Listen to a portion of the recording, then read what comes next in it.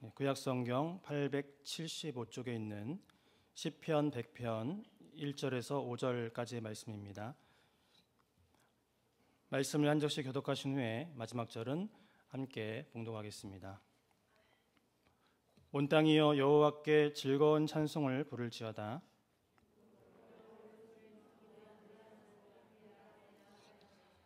여호와가 우리 하나님이신 줄 너희는 알지어다. 그는 우리를 지으신 이요 우리는 그의 것이니 그의 백성이요 그의 기르시는 양이로다.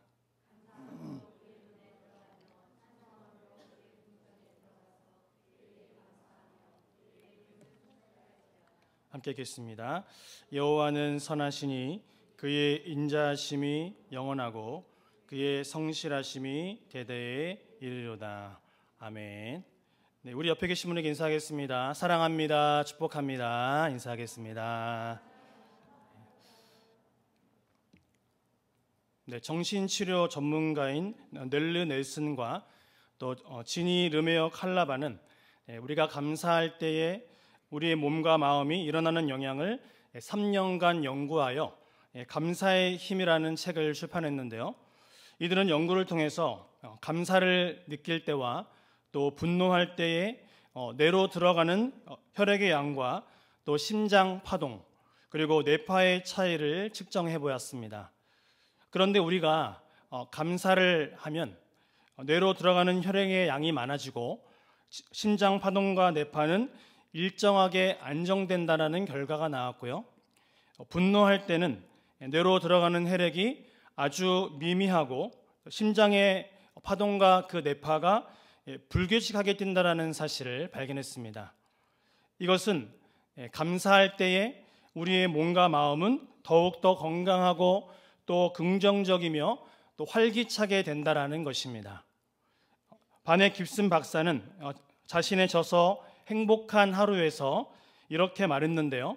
우리의 마음속에 감사가 없으면 아무리 많은 것을 쥐고 있어도 파멸의 노를 젓고 있는 것이기에 무엇보다 감사할 줄 아는 방법을 배워야 한다. 감사할 때에 비로소 우리는 행복해질 수 있다는 것입니다. 독일의 신학자인 보네포는 우리는 감사를 통해 부자가 된다. 감사하면 하나님께서 더 많이 주시기 때문이다 라고 말했고요. 또 신학자인 존 헨리도 감사는 최고의 항암제이자 해독제이며 방부제이다 라는 말을 남겼습니다. 오늘 시편 100편의 말씀은 시편 중에 비교적 짧은 말씀인데요. 짧지만 아주 강력한 은혜의 말씀을 담고 있습니다. 본문을 잠시 개관해 보면 시편 100편의 말씀 옆에 보시면요. 감사의 시라는 표제어가 달려 있습니다. 확인하셨습니까? 감사의 시라는 표제어가 달려 있는데요. 이 시는 시편 150편 중에서 이런 표제가 붙은 유일한 시라는 것입니다. 시편 100편은 우리가 평소에 잊고 살 수 있는 것에 우리의 주의를 환기시킴으로써 우리로 감사하는 사람이 되도록 촉구하는 감사의 노래를 담고 있습니다. 4절에 감사라는 단어와 찬송이라는 단어가 함께 쓰이면서 운율이 명확하게 예전을 위한 것으로 사용되었습니다. 그렇게 이 시는 2인칭 복수 명령형과 그에 대한 응답으로 구성되어 있는 명령형 찬송시라는 것이죠. 시편 100편은 1절에서 4절까지의 말씀 그리고 5절로 나눌 수 있는데요. 감사는 하나님을 향한 내면적인 반응이요. 또 찬양은 그 은혜로 말미암은 외면적인 반응을 나타내고 있습니다. 오늘 본문에서 시인은 하나님을 어떻게 부르고 있습니까? 창조주 하나님, 그리고 통치자이시며 또 구원자이시고 심판자라고 말씀하고 있는데요. 저와 우리 성도님들은 이 시간 예배당에 나와서 주님을 생각하며 또 어떠한 고백을 하기를 원하십니까? 오늘 집에 가스불 끄고 왔네. 이렇게 생각하지 마시고 여호와 앞에서 집중하고 또 오늘도 찬양받기에 합당하신 창조주 하나님께 우리의 마음을 다하여 감사하시고 또 찬양하시며 또 지금까지 베풀어 주신 그 은혜를 기억하며 감격하는 귀한 예배의 시간이 되시기를 주님의 이름으로 축복합니다. 오늘 본문 1절과 2절의 말씀을 보시면 온 땅이여 여호와께 즐거운 찬송을 부를지어다. 기쁨으로 여호와를 섬기며 노래하면서 그의 앞에 나아갈지어다 라고 선포하고 있습니다. 그런데 이 말씀을 통해서 우리가 알 수 있는 하나님께 감사해야 되는 대상이 누구입니까? 두 글자입니다. 온 땅이라고 써 있습니다. 온 땅에 거하는 모든 백성들이 자신을 존재하게 하신 창조주 하나님께 감사하라는 것입니다. 이것을 반대로 얘기하면 하나님께서 나를 창조하지 않으셨다라면 이 땅에 존재할 사람은 아무도 없다라는 말이 된다라는 것이죠. 그렇게 하나님은 마땅히 찬양과 경배를 받으시는 분이신 줄 믿습니다. 그러므로 우리는 만물을 지으신 은혜와 날마다 나에게 은혜를 베푸시는 그 은혜를 기억하며 우리의 모든 순간마다 기쁨과 감격으로 즐겁게 하나님을 찬양해야 할 줄 믿습니다. 오늘 본문 1절과 2절의 두 구절을 자세히 보시면 이 문장이 세 개의 명령문으로 되어 있는 것을 알 수 있는데요. 가장 먼저 등장하는 명령문은 무엇입니까? 즐거운 찬송을 부를지어다입니다. 이 문장에 대한 히브리어의 원문의 뜻은 너희는 환호하다라는 뜻을 갖고 있습니다. 환호가 무엇입니까? 너무 기쁘고 너무 감사해서 두 손을 입에 모으고 소리를 치는 것이죠. 이것이 환호하는 것입니다. 그런데 성경은 누구에게 환호성을 지르라고 얘기하고 있습니까? 여호와 하나님이십니다. 이것은 하나님께서 지금까지 우리의 인생을 지켜주신 것을 돌아볼 때에 우리가 느끼는 감정은 감사라는 것밖에는 성명한 방법이 없다라는 것입니다. 그래서 하나님께 감사하여 온 땅 회중들은 소리를 높여서 하나님 감사합니다, 하나님을 찬양합니다라고 고백한다라는 것이죠. 이 고백이 저와 우리의 고백이 되시기를 바랍니다. 우리도 기쁨으로 이런 고백을 함께 했으면 좋겠는데요. 한번 따라하겠습니다. 감사하신 하나님, 에베네셀 하나님, 살아계신 하나님, 감사합니다. 다시 한번 하겠습니다. 감사하신 하나님, 에베네셀 하나님, 살아계신 하나님, 감사합니다. 아멘. 네, 우리가 감사할 때에 우리의 몸에 엔돌핀이 나온다고 하는데요. 이 엔돌핀은 모든 병을 고치는 기적의 호르몬이라고 합니다. 몸 안에 항체가 있게 만들고 생명력을 만들어서 몸 안에 행복감을 만들어 준다라는 것입니다. 또한 우리가 감동하고 또 우리가 사랑할 때에 다이돌핀이 쏟아진다고 하는데요. 이 다이돌핀은 병을 이기는 면역 호르몬인 엔돌핀의 4000배가 된다라고 합니다. 그렇게 무엇보다 이 예배 시간에 우리가 말씀으로 감동을 받고 성령에 의해서 성령의 감동을 받으면 엔돌핀 또 다이돌핀이 생겨서 주님께서 우리의 영과 육을 치료해 주실 줄 믿습니다. 그렇다면 우리는 어떠한 감사의 생활을 해야 할까요? 먼저 우리에게 베풀어 주신 하나님의 은혜를 잊지 않아야 합니다. 시편 103편 2절의 말씀인데요. 앞에 나온 말씀을 같이 읽어보겠습니다. 내 영혼아 여호와를 송축하며 그의 모든 은택을 잊지 말지어다. 아멘. 네, 우리가 은혜를 잊어버리면 배은망덕한 사람이 된다라는 것입니다. 그러므로 사람에게 입은 은혜는 물론 하나님께 받은 그 은혜를 우리는 잊지 말아야 하는데요. 어느 날 청교도인 농부가 무신론을 주장하는 어떤 지식인을 식사에 초대했습니다. 식사를 하기 전 농부는 평소와 마찬가지로 기도를 하자고 제안하는데요. 그러자 그 지식인이 18세기 인간들의 낡은 유물이 이것을 내버리는 것이 어떻겠냐라고 이야기했습니다. 농부는 하는 수 없이 혼자 기도하고 나서 우리 집에도 당신 같은 식구가 있습니다 라고 말했는데요. 그 말을 들은 지식인은 그거 참 다행이군요. 내 동료가 있어서 기쁩니다. 누군가요? 대학에 다니는 자제분인가요? 라고 물었습니다. 농부는 아주 큰 정색을 하면서 이렇게 말했다고 합니다. 아닙니다.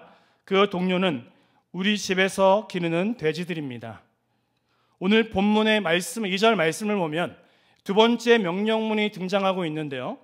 그것은 무엇입니까? 너희는 여호와를 섬기라입니다. 그런데 성경은 우리가 왕이신 여호와를 어떻게 섬기라고 이야기하고 있습니까? 기쁨으로 여호와를 섬기라고 말하고 있습니다. 그리고 이어지는 세 번째 명령문은 무엇일까요? 너희는 그분 앞에 나아오라입니다. 이 말씀은 제2행렬이 성전으로 들어가는 모습을 연상시키고 있는데요. 앞문장에 나오는 이 환호한다라는 표현이 반복되면서 예배자의 마음가짐과 자세가 이러해야 함을 강조하고 있다는 것입니다. 그리고 오늘 본문 말씀 3절인데요. 우리 다 같이 한번 읽어보겠습니다. 여호와가 우리 하나님이신 줄 너희는 알지어다. 그는 우리를 지으시니요 우리는 그의 것이니 그의 백성이요 그의 기르시는 양이로다. 아멘. 네, 오늘 3절의 말씀은 너희는 뭐뭐라는 사실을 알지어다라는 관용구로 시작하면서 세 가지의 깨달음을 주고 있는데요. 그렇다면 우리는 이 말씀을 통해서 다시 한번 어떠한 사실을 깨달아야 합니까? 첫 번째로 여호와께서 우리의 하나님이심을 깨달아야 합니다. 더 정확하게 말하면 이것입니다. 하나님은 나의 하나님이십니다. 이 고백은 이 당시에 다신론이 주류를 이루던 고대 시대에 아주 세기를 박는 유일신간의 대선언이었다라는 것이죠. 다른 신은 없고 가짜이고 또 하나님만이 유일한 하나님이라는 것을 지금 얘기하고 있다는 것입니다. 여러분은 이 사실을 믿으십니까? 그것을 전제하면 성경은 두 번째로 여호와께서 우리를 지으셨다라고 선포하고 있다는 것입니다. 그는 우리를 지으시니요 우리는 그의 것이라. 이 사실을 깨달을 때에 우리는 우리 인생에서 결코 방황하지 않을 수 있다는 것이죠. 그리고 세 번째로 말씀하시는데요.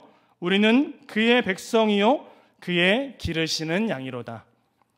그렇기에 시편 23편 1절을 보면 여호와는 나의 목자시니 내게 부족함이 없으리로다 라고 고백하고 있습니다.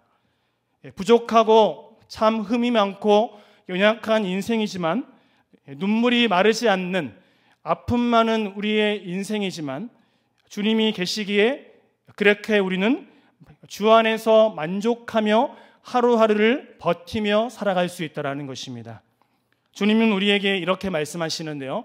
4절의 말씀을 보시면 감사함으로 그의 문에 들어가며 찬송함으로 그의 궁정에 들어가서 그에게 감사하며 그의 이름을 송축할지어다. 이 구절에서 다시금 제2가정을 엿볼 수 있는 것들이 쓰이고 있는데요. 또한 세 개의 명령문이 지금 다시 사용되고 있습니다. 그것은 첫 번째로 너희는 그의 문으로 들어가라는 것입니다. 우리는 주님의 문을 어떻게 들어가야 합니까? 한번 따라 하겠습니다. 감사함으로 들어가야 합니다. 네, 우리는 감사함으로 하나님께 나아가야 한다는 것이죠. 이것은 제2행렬이 성전을 통과해 들어가는 모습을 보여주고 있습니다. 이 행렬에 참여한 이들의 마음가짐을 성경은 감사함이라고 표현하고 있다는 것입니다.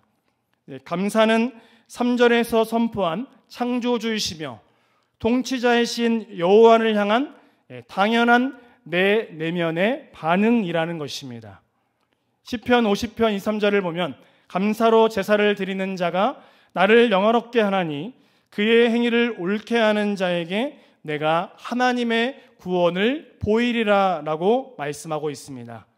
하나님께서 우리의 인생을 도와주셨기 때문에 우리는 하나님의 은혜에 감사하는 삶을 살아가야 한다는 것입니다. 나의 삶에 수많은 환난과 역경과 어려움 가운데서 하나님께서 나의 인생을 인도하시고 여기까지 도와주시며 건져주셨던 하나님의 은혜가 너무 컸다라는 것이죠. 그러므로 우리는 고린도전서 15장 57절에서 58절의 말씀과 같이 우리 주 예수 그리스도로 말미암아 우리에게 승리를 주시는 하나님께 감사해야 한다는 것이죠. 주님은 우리에게 이렇게 말씀하십니다. 내 사랑하는 형제들아, 견실하며 흔들리지 말고 항상 주의 일에 더욱 힘쓰는 자들이 되라. 이는 너희 수고가 주 안에서 헛되지 않은 줄 알미라 말씀하고 있어요. 그리고 두 번째 명령문을 사용하고 있는데요, 그것은 찬송함으로 그의 궁정에 들어가라는 것입니다. 이 말은 너희는 찬양으로 주님께 찬미를 올려드리라는 의미를 담고 있습니다.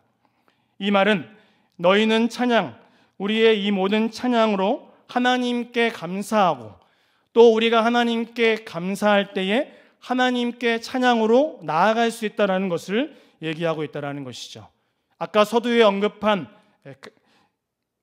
감사라는 내면적 반응에 그 외면적인 반응으로 나오는 결과물이 이 모든 감사가 나온다는 것입니다.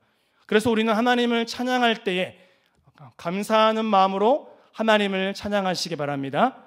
그리고 우리가 하나님께 찬양할 때에 내 마음에 감사를 회복하는 귀한 우리의 삶이 되시기를 바랍니다. 그래서 우리의 마음속에 감사와 평안이 없으면 찬양이 나올 수가 없다라는 것입니다.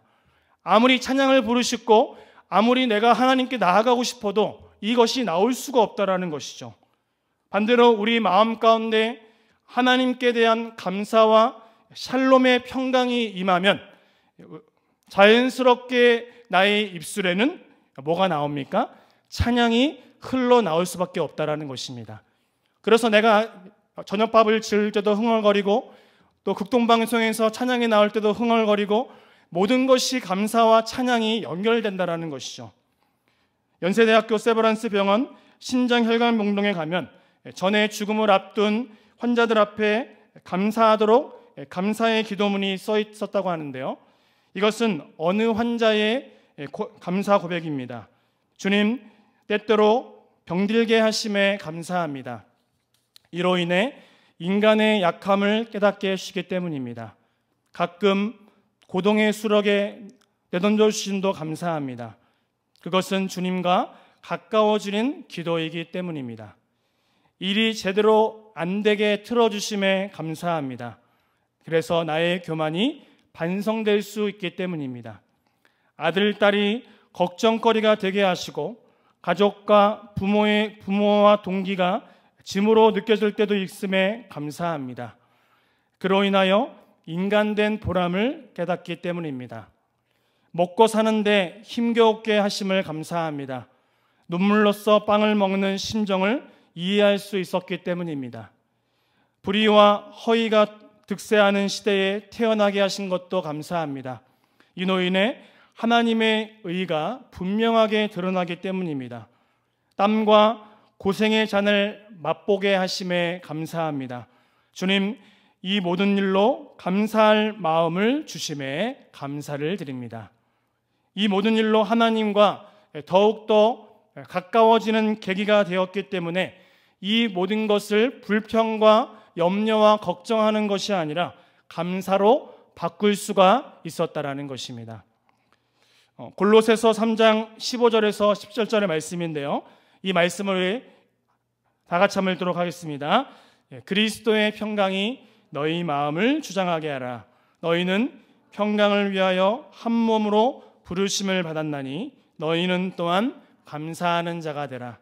그리스도의 말씀이 너희 속에 풍성히 거하여 모든 지혜로 피차 가르치며 권면하고 시와 찬송과 신령한 노래를 부르며 감사하는 마음으로 하나님을 찬양하고 또 무엇을 하든지 말에나 일에나 다 주 예수의 이름으로 하고 그를 힘입어 하나님 아버지께 감사하라. 아멘. 등장하는 세 번째 명령문은 그에게 감사하며 그의 이름을 송축할지어다 인데요. 송축이라는 말이 어떠한 뜻을 담고 있습니까?